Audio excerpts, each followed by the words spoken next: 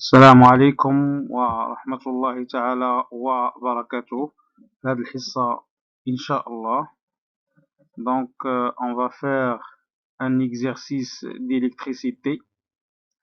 Donc dans cet exercice on va étudier la réponse d'un dipôle RC à un échelon de tension et on va voir l'influence de la résistance d'un conducteur ohmique sur la charge d'un condensateur.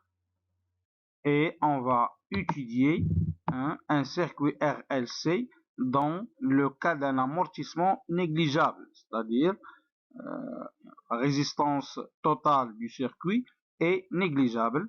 Et finalement, on va déterminer l'inductance de la bobine. Voilà. Pour cette raison, on va réaliser le montage suivant. On a un générateur idéal, c'est-à-dire de résistance interne négligeable.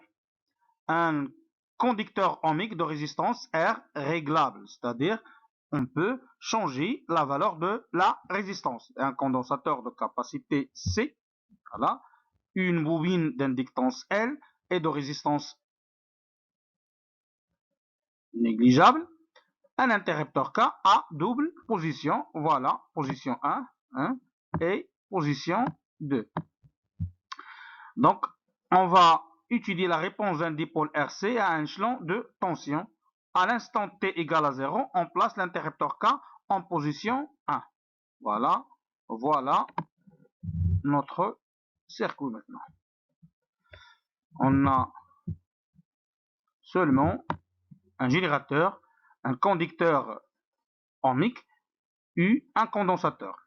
Voilà. Les deux courbes 1 et 2 de la figure 2, on va voir la figure 2, représentent respectivement les évolutions temporales de la tension aux bornes du condensateur pour R1 égale à 20 ohms et R2 de valeur inconnue. On va déterminer la valeur de la résistance R2. T1 et T2 sont les tangentes aux courbes 1 et 2. Première question, reproduire le schéma de la figure 1 et indiquer comment brancher un oscilloscope pour visualiser la tension UC. Donc, pour visualiser la tension UC, voilà la tension UC. Donc, pour visualiser la tension UC, on peut utiliser un oscilloscope. Donc, comment brancher un oscilloscope? Voilà maintenant la figure 2. Voilà la figure 2 représente l'évolution temporelle du tension UC pour deux résistances différentes. Donc la courbe 1, voilà la courbe 1 pour la résistance R1 et la courbe 2 pour la résistance R2. Donc la deuxième question, c'est établir l'équation différentielle vérifiée par la tension UC. La troisième question, c'est donc la solution de cette équation différentielle écrite sous la forme. Voilà la solution. UC de t égale à A, facteur de 1 moins l'exponentielle moins t divisé par τ. Donc, la question c'est de trouver en fonction des paramètres du circuit électrique les expressions de A et τ. Donc, on va déterminer A et τ. Donc, la quatrième question. En exploitant les courbes 1 et 2, déterminer la valeur de la capacité C, voilà, c'est-à-dire à partir de la figure 2, soit la courbe 1 ou bien la courbe 2, on va déterminer la capacité C et la résistance R2. Cinquième question, c'est déduire comment influe la résistance sur la charge d'un condensateur, quelle est l'influence de la résistance sur la charge électrique. Donc la partie 2, c'est on va étudier un circuit RLC dans le cas d'un amortissement négligeable. Donc, après avoir chargé totalement le condensateur de capacité C égale à 100 microfarad, on bascule l'interrupteur K sur la position 2, voire figure 1. Déjà, on a vu la figure 1.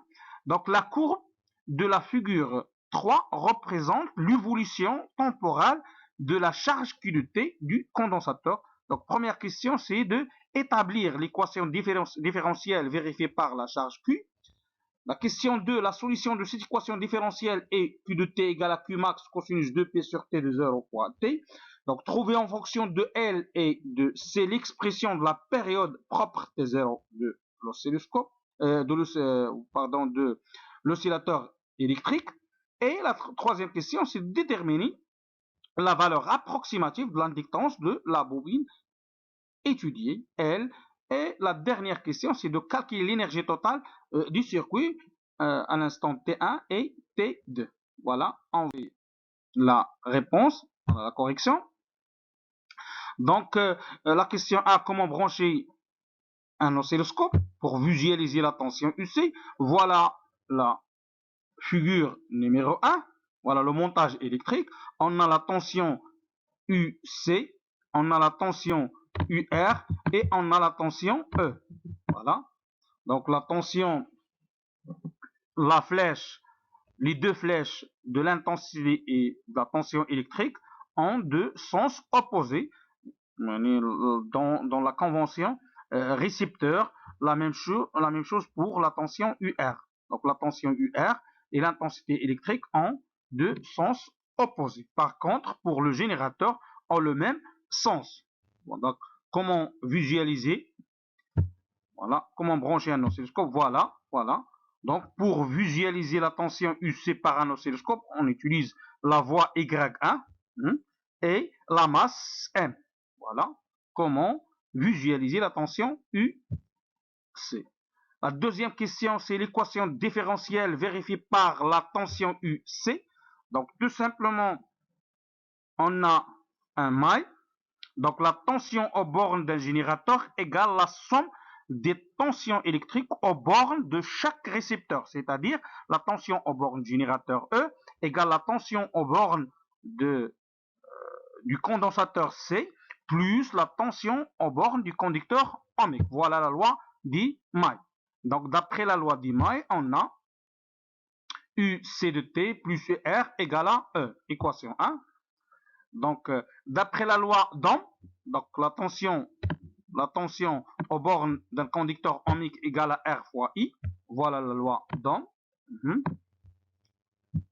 Et on sait bien que Q, la charge électrique, égale à 1, C fois UC. Voilà. Ou I égale D de Q sur D de T. Voilà, on va trouver que la tension électrique égale à C fois la dérivée de UC dt. Et finalement, voilà l'expression de la tension UR. Voilà, UR égale à RC fois UC. Donc, tout simplement, on va remplacer,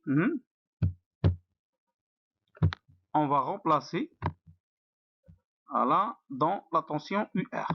Et on trouve, voilà l'expression. Donc, on remplace l'expression de la tension UR dans la relation 1. On trouve, voilà l'équation différentielle vérifiée par la tension UC.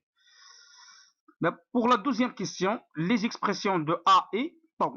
Donc, voilà, donc comment déterminer les expressions de A et temps. Donc, on a la solution de la tension UC égale à A facteur de 1 moins exponentielle T divisé par temps. Donc, tout simplement, la dérivée de tension UC égale 1 sur taux. Tout simplement, on va dériver la tension UC par rapport au temps. On trouve 1 sur taux fois A exponentielle moins T divisé par taux. Voilà. Donc, on va, tout simplement, on va remplacer les expressions UC, UC qui est égal UCA facteur de 1 moins T sur taux, et la dérivée de UC qui est égale 1 sur taux A exponentielle moins taux. On va remplacer les deux expressions dans l'équation 1, dans l'équation différentielle 1. Voilà, on trouve, voilà, on va trouver cette expression, finalement, on trouve cette expression-là. Voilà. Donc, pour que cette équation soit vérifiée à chaque instant, il faut que 1 sur taux, voilà, il faut que 1 sur taux égale 1 sur taux égale moins 1 égale à 0. voilà, qui implique A moins, ou bien E moins A égale 0. Voilà, et on trouve finalement que A égale à E et taux égale à RC. Voilà, voilà. Voilà l'expression de A égale à E et l'expression de taux égale à RC. Troisième, bien quatrième question. Quelle est la valeur de la capacité C du condensateur et celle de la résistance R2? Donc, on va exploiter la figure 2. Voilà la figure 2. Voilà, là, on a la variation de la tension UC en fonction de T. Donc, la valeur de taux représente l'abscisse du point à l'intersection de la tangente à l'origine des dates et la symptôte UC égale à E. Voilà, voilà, voilà la symptôte.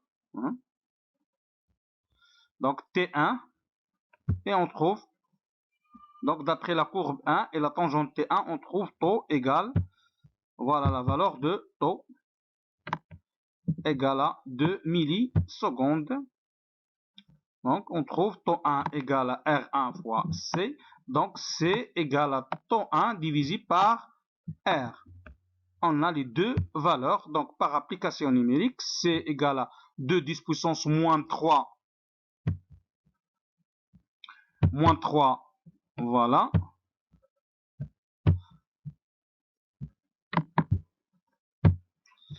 Divisé par 20. Et on trouve finalement C égale 100 microfarads ou bien 1 10 puissance moins 3 farad. Voilà. D'après la courbe 2. D'après la courbe 2 et la tangente T2, on trouve, voilà la valeur de taux 2 égale à 6 millisecondes. Voilà, 6 millisecondes. Voilà la valeur taux 2 et voilà taux 1. Donc, comme taux 2 égale R2 fois C, donc on trouve l'expression de R2, c'est taux 2 divisé par C. Donc, par application numérique, on trouve R2 égale 6 10 puissance moins 3 la valeur de taux, divisé par C, c'est 10 puissance moins 3 la valeur de la capacité qui est déjà déterminée. Voilà, donc on trouve finalement la valeur de la résistance 60 ohms. Voilà. Donc la question, quelle est l'influence de la résistance sur la constante du temps? Donc pour la deuxième courbe R2, on a R2 égale à 60 ohms.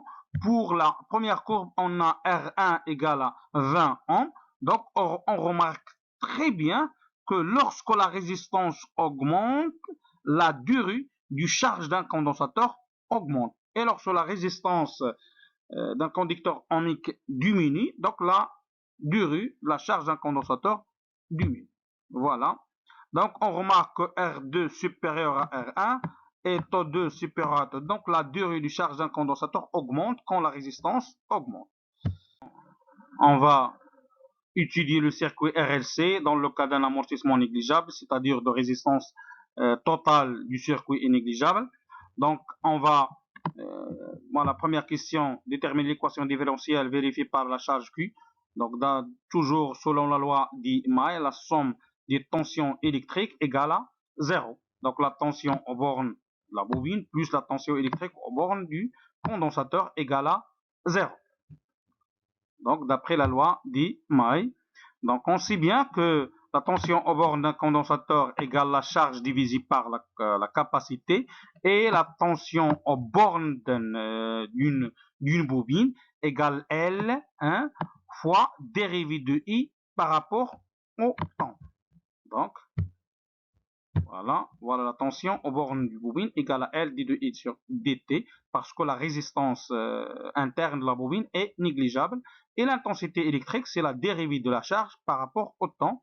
Donc, la dérivée de l'intensité électrique égale la dérivée seconde de la charge. Voilà. la dérivée de l'intensité électrique égale la dérivée seconde de la charge, parce que la dérivée I égale la dérivée de la charge, la dérivée 1. Donc la dérivée de l'intensité électrique égale la dérivée de la dérivée seconde. Voilà. Donc on remplace ces expressions dans l'équation différentielle. Voilà. Donc on remplace ces expressions dans l'équation différentielle. On remplace UL par L d de I sur dt et on remplace d de I par rapport au temps de la dérivée seconde de la charge Q.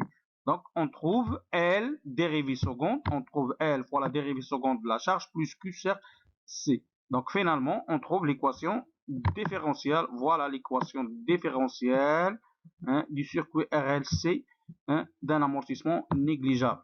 Voilà, c'est la dérivée seconde plus 1 sur LC fois Q. Donc la deuxième question, c'est que déterminer la période, l'expression de la période propre en fonction de L et de C. Donc maintenant, on va dériver la charge Q. Voilà, parce que la solution de cette équation est donnée. La solution de cette équation, c'est Q1 fois cosinus de P sur T0. Donc, on va dériver la charge Q. Donc, on trouve, voilà, on trouve moins Q max de P sur T0 sinus. Parce que la dérivée de cosinus, c'est moins 2P sur T0 fois sinus. Donc, on va maintenant dériver pour la deuxième fois la charge Q, c'est-à-dire la dérivée seconde de la charge. Donc la dérivée seconde de la charge, la dérivée de sinus est 2P sur T0 cosinus. Donc la dérivée pour la deuxième fois, on trouve moins 2P sur T0 au carré Q max fois cosinus. Donc la dérivée de sinus, c'est 2P sur T0 cosinus. Déjà, on a 2P sur T0, donc on trouve 2P sur T0 au carré. Voilà. Voilà, finalement, voilà la dérivée seconde égale moins 2pt0 au carré qm cosinus de p sur t0. Donc, alors, voilà. Donc, si on prend juste cette partie-là, voilà, voilà, voilà. Qm cos de p sur t0, c'est la tension UC. Voilà la tension UC. Voilà, tension UC. Donc, dérivée seconde, moins 2P sur T0 au carré, fois la tension UC. Voilà l'expression finale. Voilà, c'est la dérivée seconde plus 2P sur T0 au carré fois UC. Voilà. Donc, en identifiant cette équation, voilà, cette équation avec l'équation différentielle, Voilà l'équation différentielle. Donc, par identification, 1 sur LC égale 2P sur T0, d'où, voilà, on trouve rapidement T0 égale à 2P racine de LC. Voilà l'expression de T0.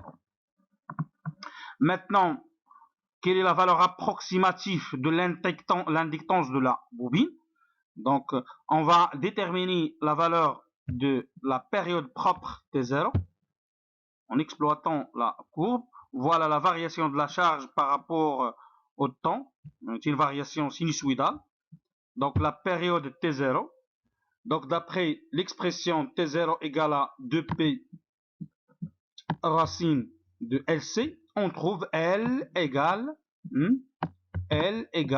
2 1 sur C fois T0 sur 2P le tout au carré. Voilà la période.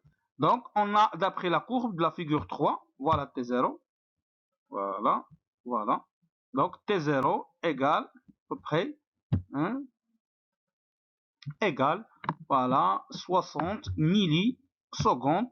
Donc, on va remplacer, voilà, la valeur de T0 dans l'expression de L. On trouve, voilà, application numérique, on trouve L égale 0,9 Henry. Voilà la correction de cet exercice. Assalamu alaikum wa rahmatullahi ta'ala wa barakatuh.